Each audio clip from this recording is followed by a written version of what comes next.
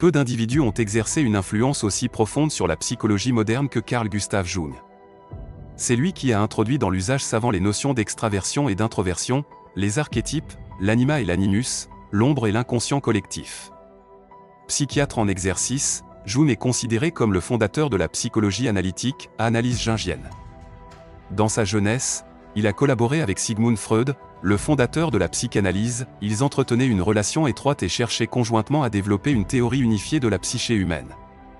Cependant, ils se sont séparés plus tard parce que les découvertes de Jung en psychologie analytique, en particulier son idée de l'inconscient collectif, ne pouvaient plus être réconciliées avec les vues de Freud.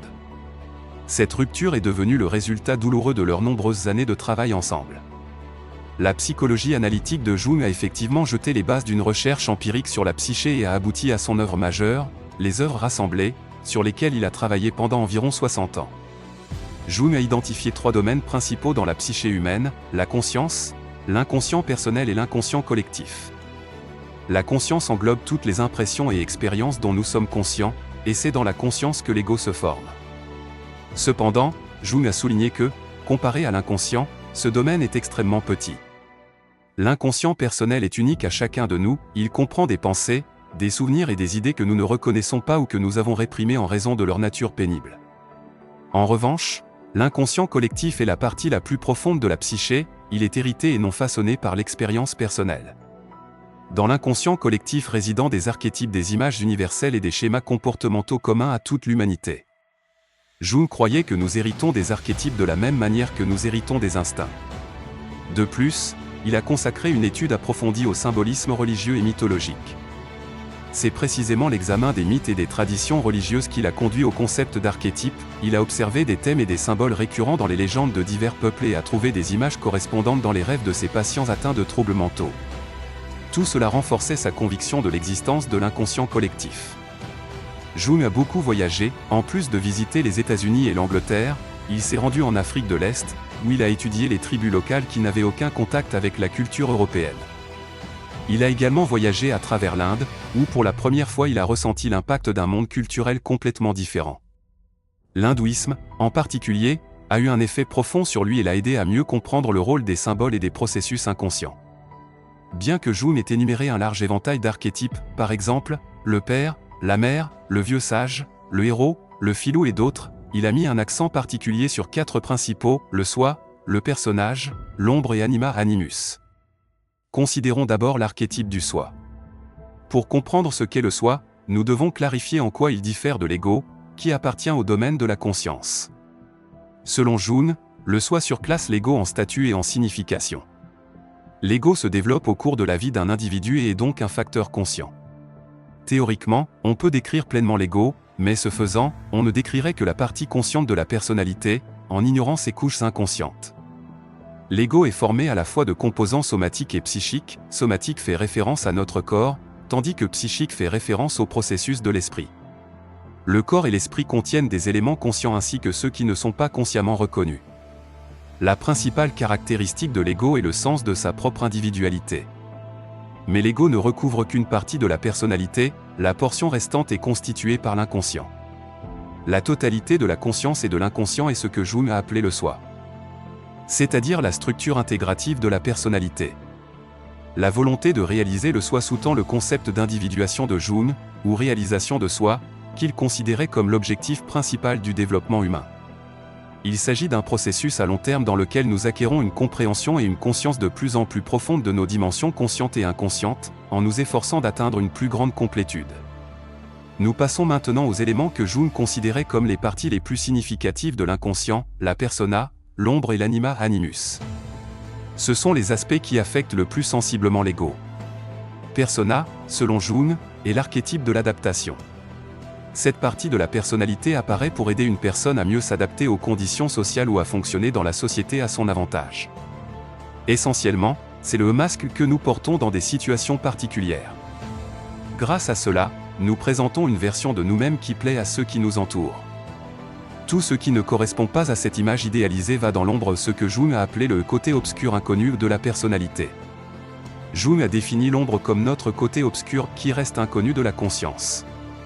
Le contenu de l'inconscient personnel surgit au cours d'une vie individuelle, tandis que les structures archétypales habitent l'inconscient collectif dès le départ. Parmi ces archétypes figurent l'ombre, l'anima et l'animus.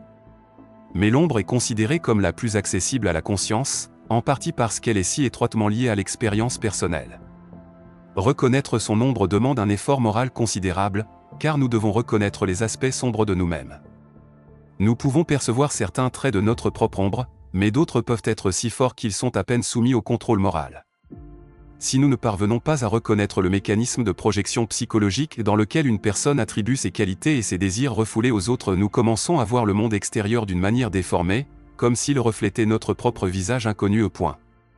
L'ombre sert à équilibrer la psyché, mais si elle est négligée, nous devenons dépendants des opinions des autres et devenons un personnage ambulant, s'adaptant constamment aux attentes extérieures. Ceux qui refusent d'affronter leur ombre la projettent continuellement sur ceux qui les entourent. Souvent, ce qui nous irrite le plus chez les autres, c'est ce qui se trouve en nous-mêmes, mais que nous refusons de reconnaître. Pour une véritable croissance personnelle, il faut regarder et accepter son ombre, en l'équilibrant avec le personnage. Alors que beaucoup de gens peuvent accepter qu'ils peuvent être capables de mauvaises choses, très peu osent affronter le mal absolu en eux-mêmes. Les rêves font parfois allusion à une rencontre avec l'ombre, généralement comme une figure du même sexe que le rêveur. Que l'ombre soit plus enracinée dans l'inconscient collectif ou dans l'inconscient personnel dépend de l'expérience de l'individu. La dissolution de la personnalité et la reconnaissance de sa propre ombre est l'étape centrale de l'individuation. Dans des analogies comme l'histoire du Dr Jekyll et de Monsieur Hyde, c'est le Dr Jekyll, la personnalité consciente, qui doit intégrer l'ombre, plutôt que d'être absorbé par elle.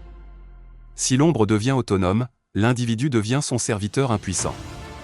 L'intégration de l'ombre est considérée comme la première phase du processus analytique. Sans elle, on ne peut pas percevoir pleinement l'anima ou l'animus. Cependant, même après cela, l'ombre reste un facteur avec lequel il faut continuer à travailler tout au long de la vie. Dans l'ombre, nous trouvons également deux figures spéciales, anima et animus, les soi-disant images contrasexuelles au point. Chaque homme possède un aspect féminin inconscient, l'anima, qui incarne des tendances psychologiques féminines. Chaque femme possède un aspect masculin inconscient, l'animus. Contrairement à l'ombre, qui est plus proche de l'inconscient personnel et donc plus facilement accessible à la conscience. Anima et animus sont beaucoup plus profonds et atteignent rarement directement la conscience consciente. L'anima masculine se distingue par le principe féminin de l'héros, elle est plus passive, comme un enfant qui cherche protection et nourriture auprès de sa mère. L'animus féminin incarne logo-rationalité et logique. Lorsqu'un homme commence à intégrer son anima, cela devient une source de sensibilité et de compassion. Lorsqu'une femme intègre son animus, cela favorise une approche plus décisive et analytique, conférant une clarté de pensée. L'anima apparaît fréquemment dans les rêves, les visions et les fantasmes en tant que figure féminine. C'est un produit spontané de l'inconscient et non un substitut de la mère. Chaque homme porte en lui des sentiments et des expériences qu'il n'avait jamais soupçonnés jusqu'à ce qu'il les rencontre de front. Les gens ordinaires ont tendance à croire qu'ils connaissent parfaitement leurs propres pensées et émotions, mais la conscience de l'anima brise ces illusions. Une triade émerge: sujet masculin, sujet féminin et l'anima transcendant. Dans le cas d'une femme, l'animosité transcendante joue un rôle parallèle.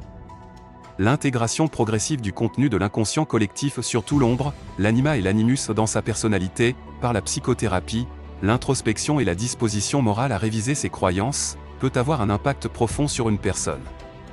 Il renforce nos fondements internes, nous aide à surmonter les difficultés quotidiennes et nous permet de mieux comprendre qui nous sommes et comment les forces psychiques au-delà de notre contrôle conscient opèrent en nous. En conclusion, du point de vue de Jung, tous ces éléments impersona, ombre, anima et animus, et le soi résident dans la psyché de chaque individu et forment toute sa structure. En suivant le chemin de l'individuation, nous apprenons à accepter et à reconnaître nos aspects inconscients, à atteindre une conscience de soi plus profonde et à acquérir la possibilité de vivre en plus grande harmonie avec nous-mêmes et le monde qui nous entoure.